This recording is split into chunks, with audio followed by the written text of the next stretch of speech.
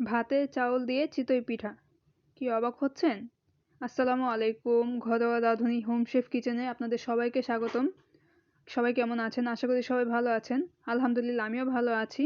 আজকে আমি আপনাদের জন্য নিয়ে আসলাম ভাত রান্না করা চাউল দিয়ে চিতই পিঠা রেসিপি। এর জন্য প্রথমেই একটা বাটিতে 1.5 কাপ ভাতের চাউল নিয়ে নিব।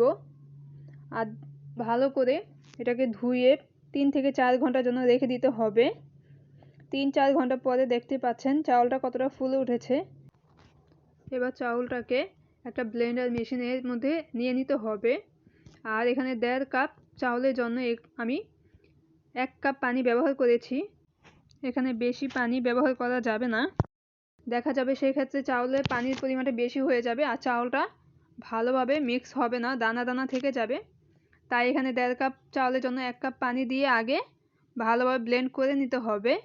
একটু সময় নিয়ে করতে হবে। এখানে আমার 3 থেকে 4 মিনিট সময় লেগেছে। 3-4 মিনিট ব্লেন্ড হলেই হয়ে যাবে।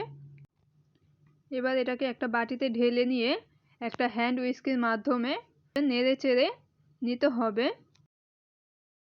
এবার এখানে দেখতে পাচ্ছেন ব্যাটারটা কিন্তু অনেকটাই ঘন।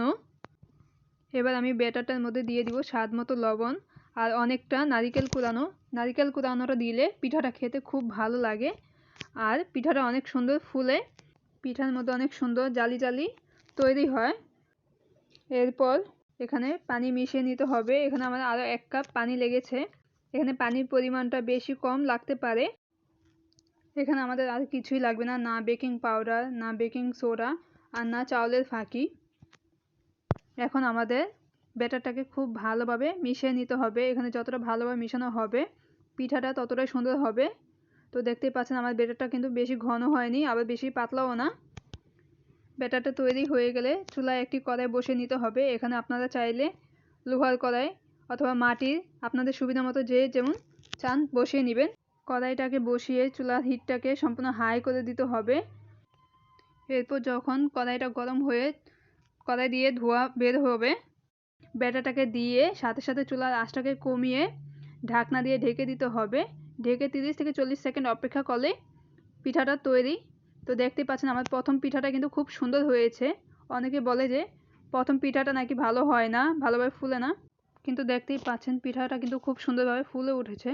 তো এভাবে করে 3 থেকে 4টা পিঠা বানানো হয়ে গেলে একটা সুতি কাপড়ের মধ্যে সামান্য তেল নিয়ে কড়াইটাতে মুছে নিতে হবে। এতে আপনার পিঠাগুলো কড়াইতে লেগে আসবে না, কড়াই থেকে পিঠাগুলো খুব সুন্দরভাবে উঠে আসবে। তো দেখতেই পাচ্ছেন আপনাদের সাথে কথা বলতে বলতে আমার অনেকগুলো পিঠা বানানো হয়ে গিয়েছে।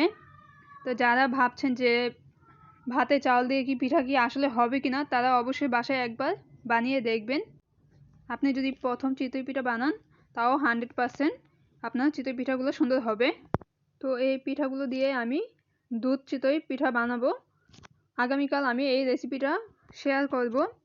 তো যারা যারা দুধ চিতই পিঠা রেসিপিটা দেখতে চান তাহলে অবশ্যই কালকে আমার দুধ চিতই পিঠা রেসিপিটা দেখে নেবেন। এটা দেখলে আপনারা খুব সহজেই দুধ চিতই পিঠা বাসায় বানিয়ে নিতে পারবেন। তো আমার ভিডিওটা আপনাদের কাছে কেমন লেগেছে অবশ্যই কমেন্টসে জানাবেন। যদি ভালো লাগে তাহলে অবশ্যই আমার ভিডিওটাকে একটা লাইক করবেন আর এরকম নতুন নতুন আরও ভিডিও পেতে আমার চ্যানেলটাকে সাবস্ক্রাইব করে আমার পাশে থাকবেন। ধন্যবাদ সবাইকে।